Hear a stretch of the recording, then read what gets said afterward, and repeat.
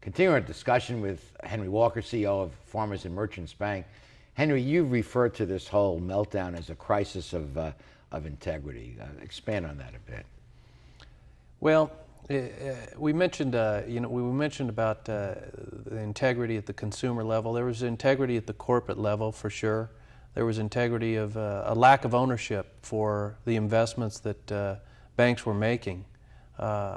Loans were made that were bad, and if those banks had to keep those loans, they never would have made them. They could ship them to Wall Street and securitize them and this gravy train. No. But if they actually keep those loans, they wouldn't have made those loans. The only reason they made them was they could sell them on the secondary market. Yeah. So there was this conveyor belt that was established, and everyone was making money. It was definitely driving the system. It was driving home prices. I mean, look at how inflated home prices became over the last 10 years and how it's jumped. It tripled. Well, now that's changed, hasn't it? And just for the record, your bank chose not to invest in subprime loans. That is correct. Why?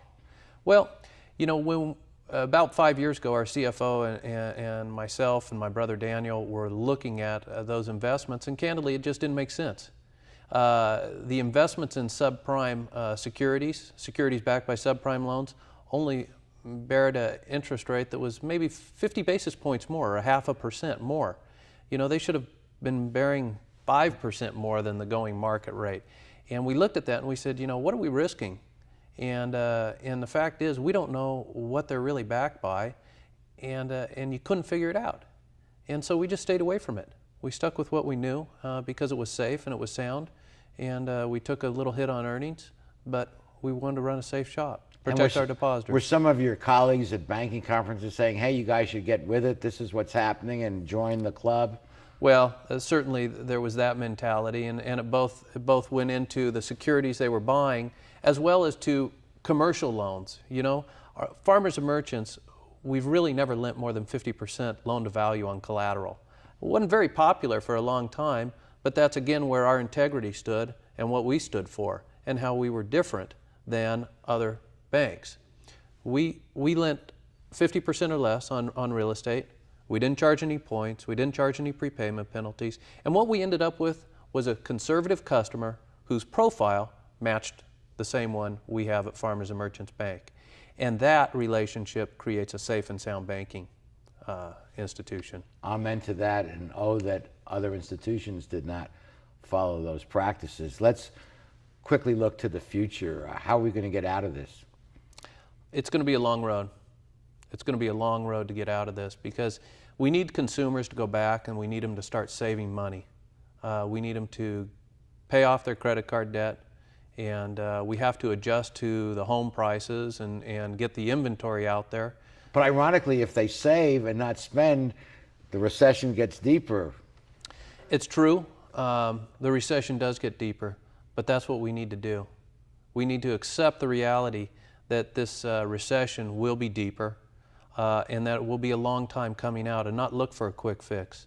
And hopefully the politicians, I wish, would make the hard decision to communicate that to the public, and that the government will not bail us out of this thing, even though they're trying to. But we have to ourselves. We as Americans need to settle down. We need to save our money. We need to pay our bills, and we will get us out of this, but not the government.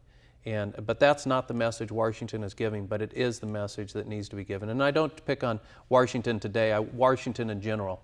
Both parties, all the politicians for years, have always tried to come in and say, we're here to save you. And that's not what we want. We want Americans to save their money, pay their bills, and get out of debt. So it comes back, Henry, as we finish up, to values, ultimately, and integrity. Yes, it does. Yes, it does. And I want to thank you so much for taking the time to join us here. And as I said at the outset, I've known your bank for a long time, and you guys walk the walk, and you act consistent with the professed values, and you also privately often give back to the community, which is a very positive aspect of what you do as well. So thank you for joining us. My pleasure, Art. We'll be back with the remaining portions of Straight Talk after these messages.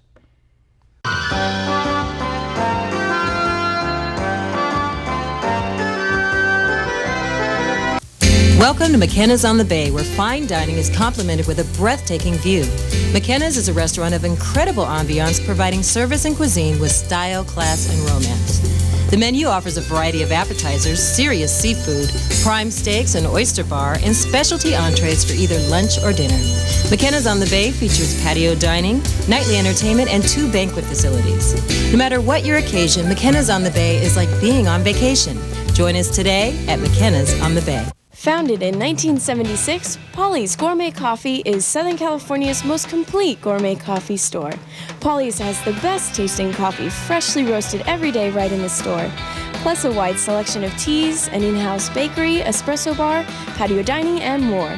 We also offer Wi-Fi, free internet access for all of our customers. Our nationwide clientele agree when it comes to coffee, there's only one name to remember: Polly's, 4606 East 2nd Street, welcoming you into Belmont Shore.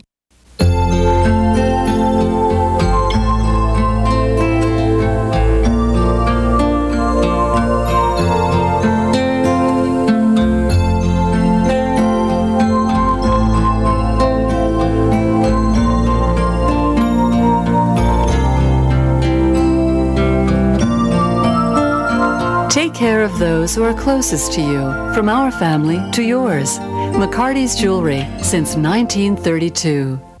At Naples Rib Company, we've been around for over 20 years for a lot of good reasons. Our banquet and catering services. Our takeout and delivery. And our great commercials.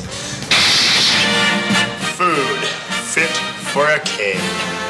Naples Rib Company for a real meal and a family deal. I love ribs! I love ribs! I love ribs! So we don't do great commercials. Find out what we do best at Naples Rib Company.